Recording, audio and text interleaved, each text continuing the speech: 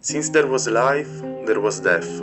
Over the years it has taken more than 100 billion human lives, about 50 million each year. You, as well as everyone around you, will eventually die. But why is that so scary? Perhaps most people are not scared about death itself, but about what happens after it. The common notion is that nothing is going to happen at all. Experience itself ceases to be. We see that as a frightening idea, because we don't know what it's like to go to sleep and never wake up. Certainly it's not going to be like being buried alive, or being in the darkness forever.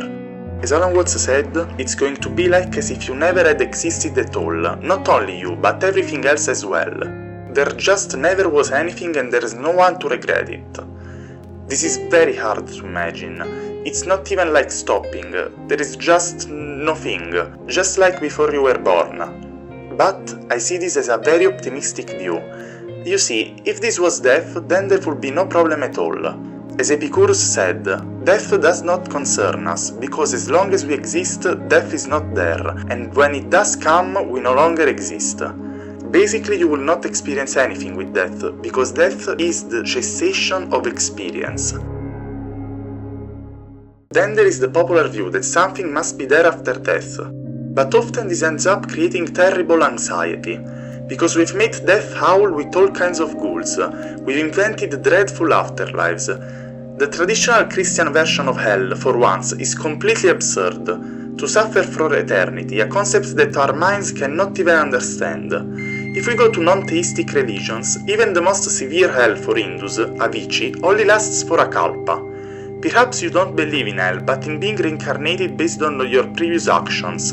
This still contains the scary view that you might end up in the most dreadful situation. But you see, the common notion is that death being the cessation of experience is the pessimistic view, and so humans fool themselves by creating notions of hell, heaven, rebirth and whatnot, in order to escape the void. But why do you want to escape it? Well, here we get to the root of the problem. We are scared of death because we don't want to let go. We don't want to let go all of our experiences, all the people we love, all of our possessions, all that we know, all that we feel, all that we thought, and everything else. We hang on in utter desperation, hoping that all our actions weren't, in the end, futile. That's why an afterlife where we will be persecuted for our actions is better than nothing at all, because at least our actions had a lasting impact. At least we know that they happened. Our fear of death is nothing more than our desire for permanence in a completely transient world. It follows naturally then that the way to change our outlook on death is profound acceptance of our finitude. With time, you might start thinking about death in a positive way. You see, it's the universe's ultimate joke, telling you that all you ever worried about, all you ever cared for, all you ever wanted and all you ever hang on to were just meant to be there for the moment. Maybe they were never worth your attention at all. Realizing this, you can finally stop trying to grasp, which means you can let go of all that worrying and have a good laugh about the absurdity of it all.